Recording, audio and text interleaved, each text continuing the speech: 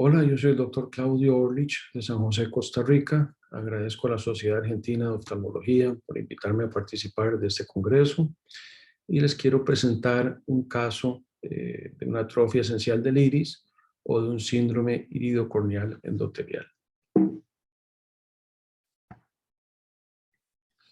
No tengo ningún tipo de interés económico en particular en esta presentación.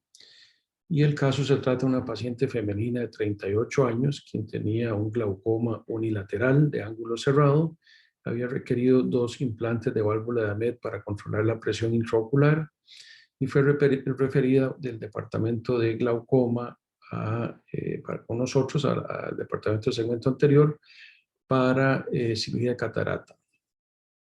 Vemos que la paciente presentaba un iris atrófico, llamaba la atención de que tenía un endotelio con forma de bronce, un aspecto de bronce amartillado, y es una paciente que tenía esa atrofia al iris que estaba incluso afectando el eje visual. Su máxima capacidad visual era de 20/60 con el ojo izquierdo.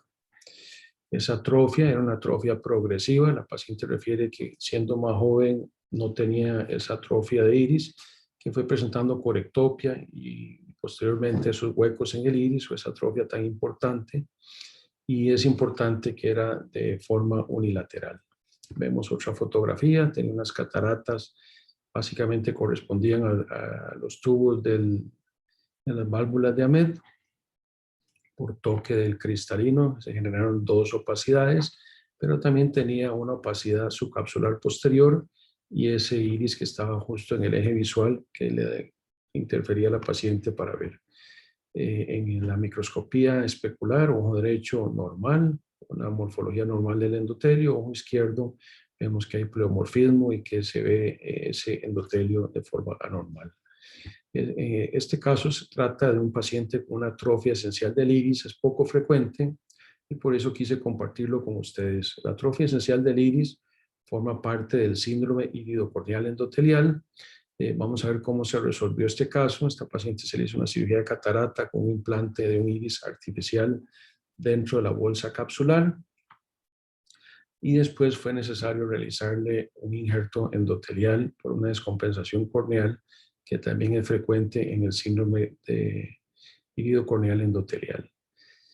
Aquí teñimos la cápsula anterior usando azul de tripano. Decidimos quitar ese iris atrófico que estaba en el eje visual, que realmente no se podía utilizar para reconstruir el segmento anterior. Optamos más bien por una prótesis de iris, colocándola dentro de la bolsa capsular.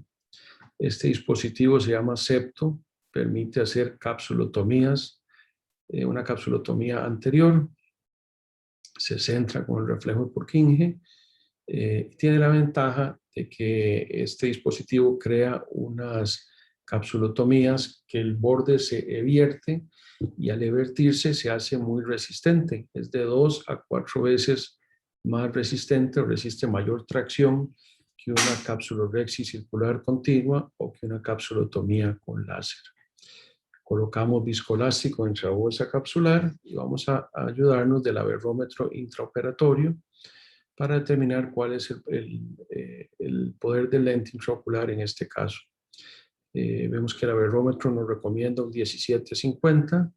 En estos casos, cuando vamos a colocar algún dispositivo por delante de la lente, por ejemplo un extra focus o en este caso colocar una prótesis de iris, pues es mejor dejarlo ligeramente miope. Colocamos un lente más 18, 1850. Trepanamos esa prótesis de iris con un trépano de 8 milímetros o de 8.5, un trépano de córnea y ayudado de unas pinzas de ICL para ICL, colocamos la prótesis dentro de un cartucho o un inyector para introducirlo por una incisión pequeña, en este caso de 2.2, de forma inyectada por la misma incisión principal por donde introdujimos el lente intraocular. Pues vamos a inyectar esta prótesis de iris dentro de la bolsa capsular. Ayudado de un segundo instrumento, en este caso un Sinskey, terminamos de colocar esa prótesis dentro de la bolsa capsular. En este caso Estamos usando una prótesis de una compañía que se llama Reper, que es de Rusia. Es muy similar al modelo F que tienen en este momento Oftec, pero su costo es menor. Este es el aspecto en el posoperatorio de esta paciente. Lamentablemente, parte, como vamos a ver, de este síndrome es que no solo se afecta el iris, sino también el endotelio corneal, y es muy frecuente que los pacientes puedan tener una descompensación corneal y que puedan tener dolor por la presencia de bulas. En este caso, la paciente desarrolló edema corneal, tenía bulas y tenía dolor, entonces decidimos hacerle un injerto endotelial. En este caso, nos inclinamos por hacer un DISEC, que hoy en día nos envían las córneas precortadas, ultra delgadas. Tenemos injertos de 100 micras o incluso menores de 100 micras. Entonces los resultados visuales del DIMEC llegan a ser muy similares a un DISEC. En este caso vamos a hacer un DISEC, perdón. Quitamos el endotelio del paciente.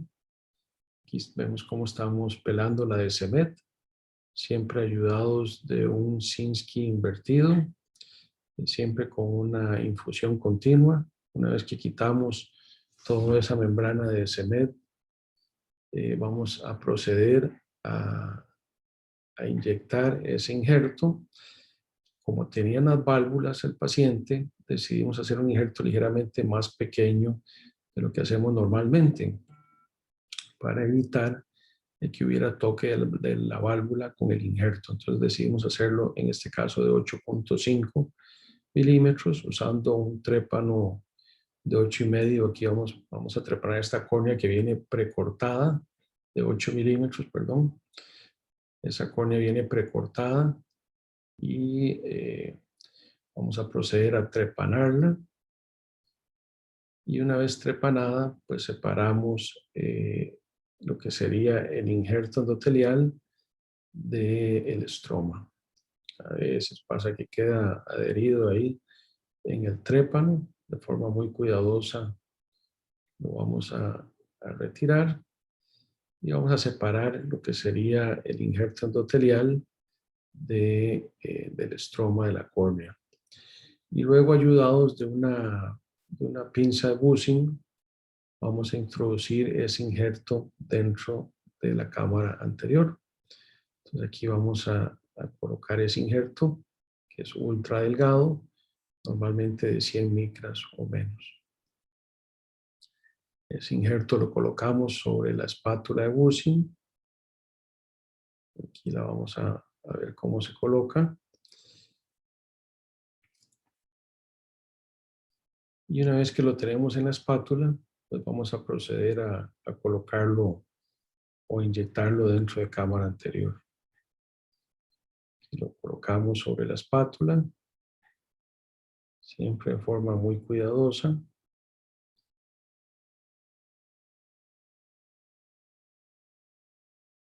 Y ayudados de BSS, pues vamos a inyectar o introducir ese injerto dentro de la cámara anterior.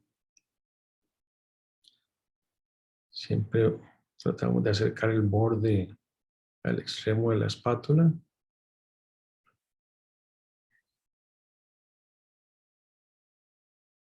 Y en estos casos que ya tienen dos válvulas, por ejemplo, es mucho más sencillo. Incluso cuando hay pacientes que tienen vitrectomía anterior o en algunos casos es más sencillo hacer un DISEC que un DIMEC. En este caso vamos a hacer un DISEC con un injerto donador ultra delgado. Inyectamos o colocamos el injerto dentro de la cámara anterior y abrimos la infusión, y al abrir la infusión él se va a desplegar y nada más tenemos que terminar de ubicarlo en la posición en la que queremos y colocar, en este caso, gas. Usamos SF6 al 20%, porque al tener las válvulas es más probable que ese aire se salga por las válvulas, y entonces, para que dure un poco más dentro del ojo utilizamos un gas SF6 al 20%. Este es el aspecto en el posoperatorio un par de días después. Logramos que el injerto esté separado del tubo de la válvula y vemos que está completamente adherido el injerto, y después de un par de meses logramos un resultado visual muy bueno en esta paciente, con un aspecto cosmético también muy bueno.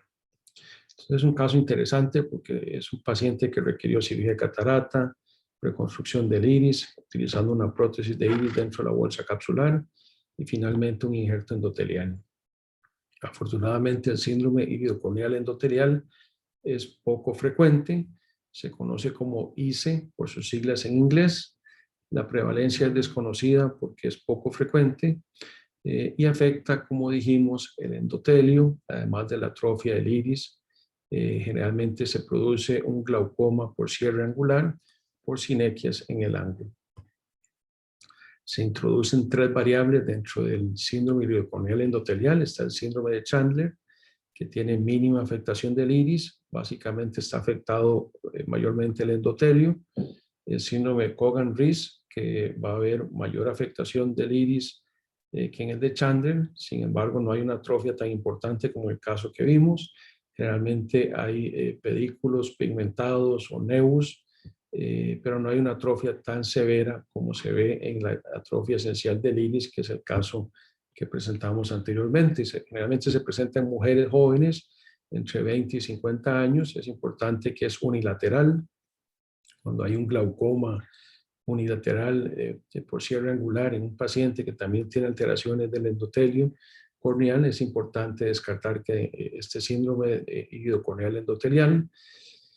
El endotelio se va a ver parecido a como se ve un Fuchs, pero lo que nos va a hacer el diagnóstico diferencial es que se ve solo en un ojo, que eso únicamente es unilateral.